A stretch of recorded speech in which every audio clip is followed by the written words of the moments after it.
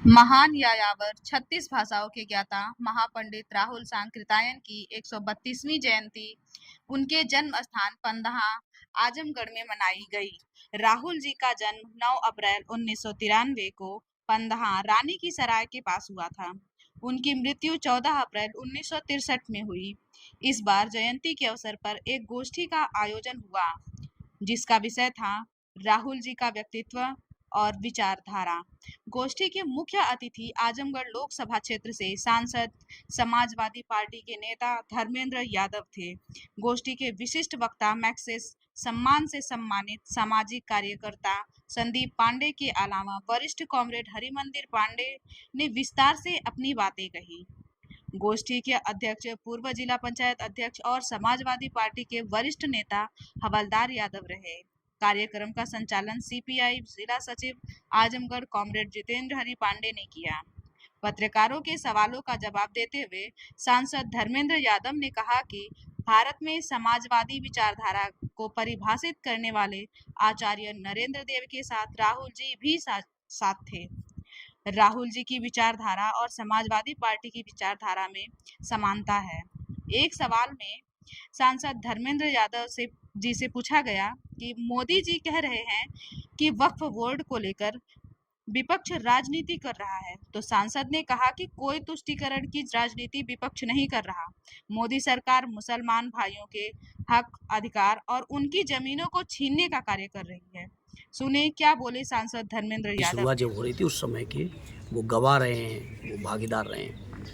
Sir, एक news 18 कार्यक्रम में देश के प्रधानमंत्री नरेंद्र मोदी जी ने कहा है कि जो वक्फ संशोधन बिल को लेकर के विपक्ष जो है मुस्लिम को लेकर राजनीति को लेकर तुष्टीकरण की राजनीति कर रहा है। कोई तुष्टीकरण की राजनीति नहीं, उनके हक अधिकारों को छीना जा रहा है, उनकी ज़मीनों को कब्जा करने की नीयत है सरकार की।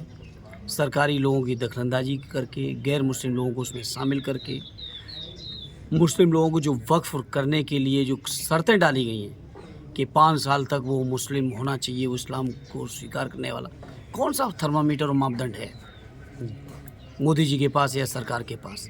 लगातार ये जो आया, ये मुसलमान भाइयों की ज़मीनों को कब्जा करने की नीयत से, इस बात को हम लोगों ने सदन में भी कहा, सड़कों पर भी कहा और आज भी कह रहे हैं और आगे भी कहेंगे।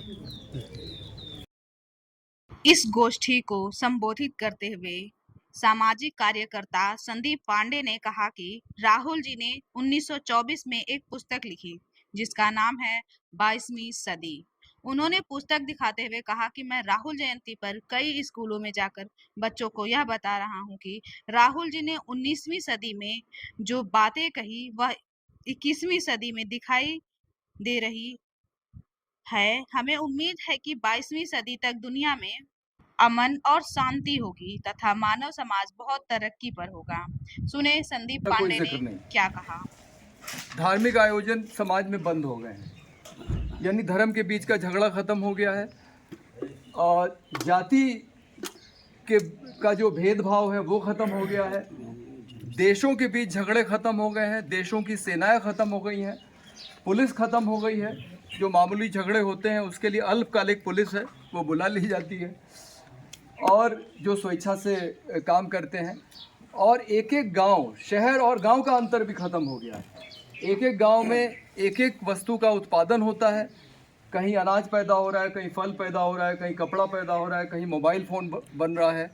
बच्चे 3 साल से 20 साल की उम्र तक 17 साल पढ़ाई के लिए जाते हैं विशेष विद्यालयों में और उसके बाद अपने मनपसंद जो काम उनको करना है वो उस गांव में जाके बस जाते हैं और वो काम करने लगते हैं। और रेल के माध्यम से वस्तुओं का आदान प्रदान होता है, जहाँ जैसी ज़रूरत होती है चीज़ें पहुँच जाती हैं और दुनिया की सरकार बन गई है। मतलब देशों के झगड़े ख़त्म हो गए हैं और दुनिया की एक सरकार है। और इन्होंने कल्पना की है कि उस समय का राष्ट्रपति भारत से है और प्रधानमंत्री रूस से है और इस तरह की चीज़ें हैं और उसका मुख्यालय ब्राज़ील में है। तो बस संक्षेप में मैं इतना ही कहना चाहूँगा कि एक मानवीय समाज की जो आदर्श कल्पना हो सकती है वो इस किताब में राहुल जी ने उसकी कल्पना की है।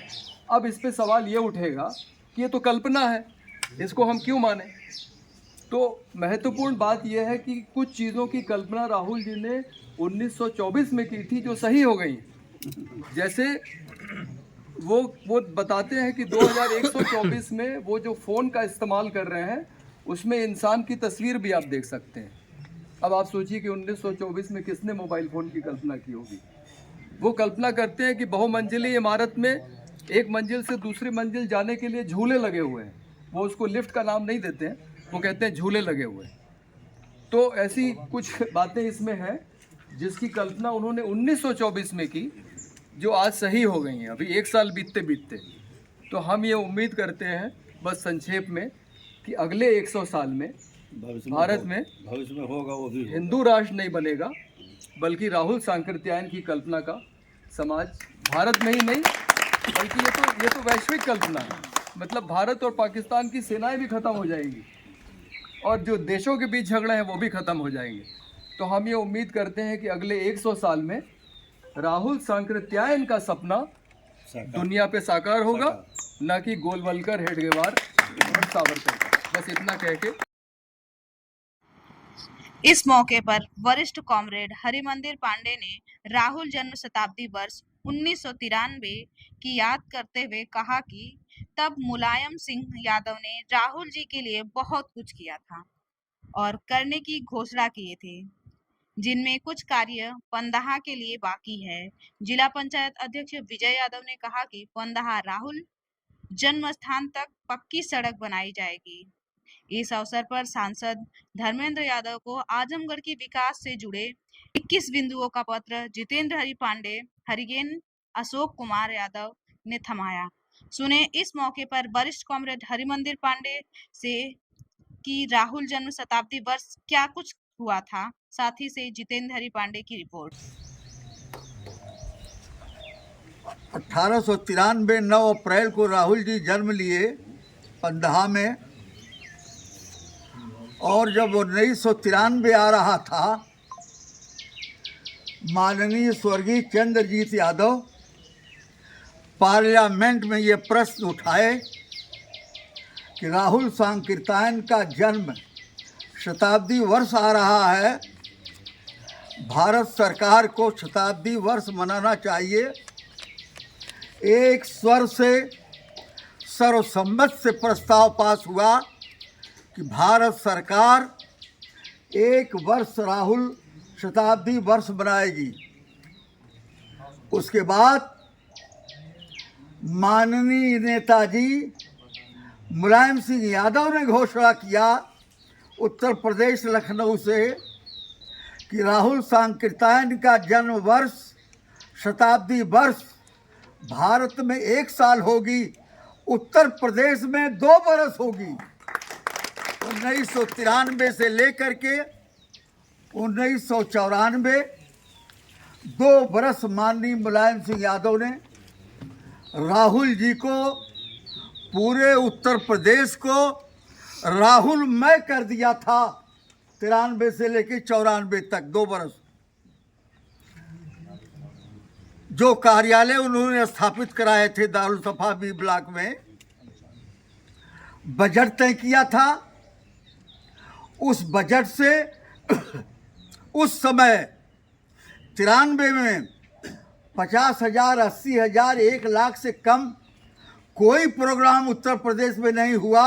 ईमानदारी से 36 कार्यक्रम बड़े बड़े माननीय मुलायम सिंह ने कराए थे उत्तर प्रदेश में, और उन्होंने कहा था आलोक भारती, हरमंदिर पांडे जी, पंदहा में जो कार्यक्रम होगा उसमें मैं स्वयं आऊँगा। जितेंद्र भूल गए, बरखूराम वर्मा नहीं। यादव जी चीफ मिनिस्टर थे और उनके कैबिनेट से आधा दर्जन मिनिस्टर यहाँ आए थे। मोतीलाल बोरा भी आए थे।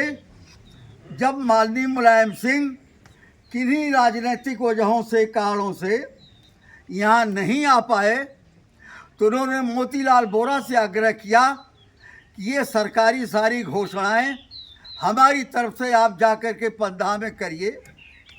मोतीलाल बोरा जी आए थे, कामरेड उदल आए थे, कामरेड जेड अहमद साहब आए थे, और काफ़ी लोग आए थे। बहुत राष्ट्रीय स्तर पे विद्वान लोग आए थे। यहाँ पर हेलीकॉप्टर से आए थे। कमला सांकृतायन और जेता सांकृतायन और जया सांकृतायन राहुल जी की बेटी जया सांकृतायन है, जो राहुल जी की छवि आकार पाई हैं वो देहरादून में है। और राहुल जी के बेटे दार्जिलिंग पश्चिम बंगाल यूनिवर्सिटी में हिस्ट्री के प्रोफेसर थे, रिटायर हो गए हैं। जवान बेटा उनका एक्सीडेंट में घायल होकर मर गया, उसमें वो बेचारे विक्षिप्त चल रहे हैं। और जया सांकृतायन के पति जी भी यहाँ आए थे राधे श्याम के घर पर। जया जी यहाँ आई थी, हमारे घर भी गई थी बाद में, और कनैला भी हम लेके गए थे। राहुल जी के जो रूसी बेटा हैं राहुलोविच, 6 फीट राहुल की तरह से ऊंचाई, वो आए दिल्ली। किसी तरह से पता लगाते लगाते लोगों ने भेजा पटना, पटना से गोरखपुर आए, गोरखपुर से मेरे यहाँ संदेश आया, राहुल विच आए, कम्युनिस्ट पार्टी कार्यालय गए, उनको सर झुकाए राहुल जी के चित्र को।